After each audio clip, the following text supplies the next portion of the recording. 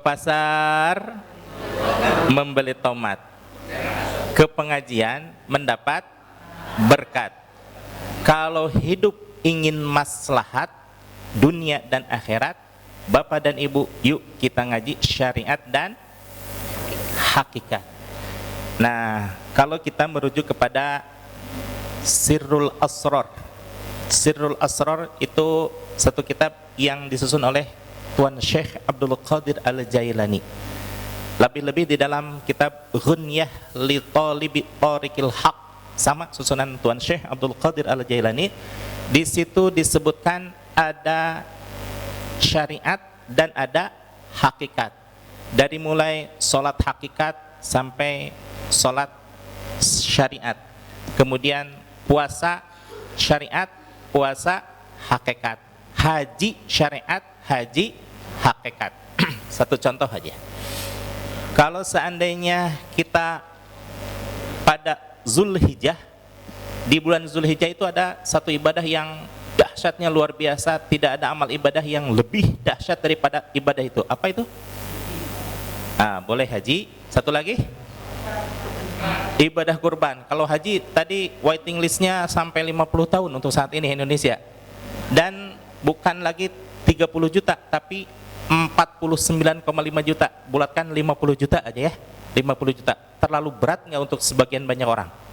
Berat. Yang paling mudah tadi apa? Kurban. Kurban dengan hitungan rupiah 3 juta bisa? 3 juta lah ya, 3 juta. Bulatkan 3 juta. Tapi setiap masjid dan musola, apakah seluruh kaum muslimin bisa melaksanakan kurban? Tidak. Lebih banyak apa lebih sedikit? Lebih. Yang kurban lebih banyak lebih sedikit? Lebih sedikit ya. Kurban syariat memang menyembelih sapi, unta, kambing. Betul? Tapi tidak setiap kaum muslimin berkesempatan untuk melaksanakan ibadah kurban. Bagaimana supaya setiap kaum muslimin bisa melaksanakan kurban? Dengan berusaha melaksanakan syariat, tapi kalaupun toh katakanlah seperti saya nih belum bisa melaksanakan ibadah kurban syariat, melaksanakan aja ibadah hakikat. Bagaimana ibadah hakikat? Subhanallah, Gusti, tetangga saya mah bisa melaksanakan ibadah kurban syariat, setiap tahun melaksanakan kurban dengan harga 3 juta rupiah. Bagaimana dengan saya?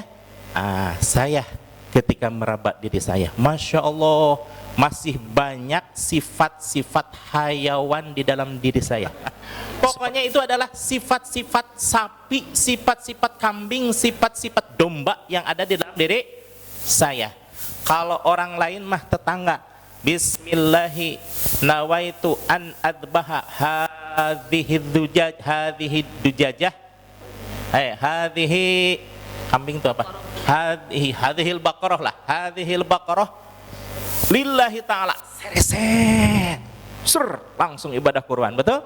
Sudah itu dibagikan kepada tetangga. Lah bagi saya yang belum berkesempatan untuk melaksanakan ibadah kurban, tapi saya melihat banyak sifat kambing, banyak sifat sapi, banyak sifat domba, saya bereset aja.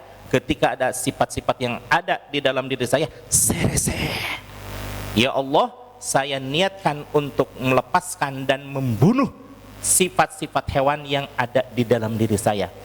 Bahkan bukan hanya tiap tahun, tiap bulan, tiap pekan, bahkan tiap hari, bahkan tiap jam, tiap detik bisa melaksanakan kurban. Asal ada merasa ada sifat kambing di dalam diri saya, sereset. Allahu Akbar. Hilang nggak domba dalam diri saya? Hilang. Hilang nggak sifat-sifat sapi dalam diri saya? Hilang. Kalau tumbuh lagi bagaimana? Kurban lagi. Betul nggak? Jadi kurban itu bisa melaksanakan berkali-kali secara hakikat. Sekarang ibadah haji. Bagaimana pelaksanaan ibadah haji? Ibadah haji itu pelaksanaan ibadah yang hakikatnya adalah dari masjid menuju ke masjid untuk kembali lagi ke masjid. Orang sujud syukur karena dipanggil ibadah haji oleh Allah Subhanahu wa taala. Sujud syukur di mana? Di masjid. Kemudian di maktab, di KBRI KBIH ya, sujudnya di mana? Di masjid. Ke tanah Mekah yang dituju apa? Masjid. Ke Madinah yang dituju apa? Masjid. Kembali lagi ke Indonesia untuk apa? Ke masjid, menghidupkan masjid. Jadi ibadah haji adalah perjalanan seseorang dari masjid ke masjid untuk kembali lagi ke masjid. Jadi untuk melaksanakan sholat sujud di tanah haram, jangan dulu menunggu kening ini menunggu sujud di Masjidil Haram. Jangan dulu menunggu kening ini sujud di Masjidil Nabawi. Sujudkan saja kepala kita di tiap masjid dan musola yang ada di depan kita. Setuju? Jadi untuk rajin ke masjid, Pak, nggak ke masjid nih, saya mah belum haji. Aduh, sayang banget seperti itu ya. Jadi sebelum dipanggil oleh Allah Subhanahu wa taala untuk melaksanakan ibadah haji, kita pantaskan dulu diri kita supaya kita ikhlas dan istiqomah mensujudkan diri kita di masjid atau musola yang ada di depan kita, insya Allah.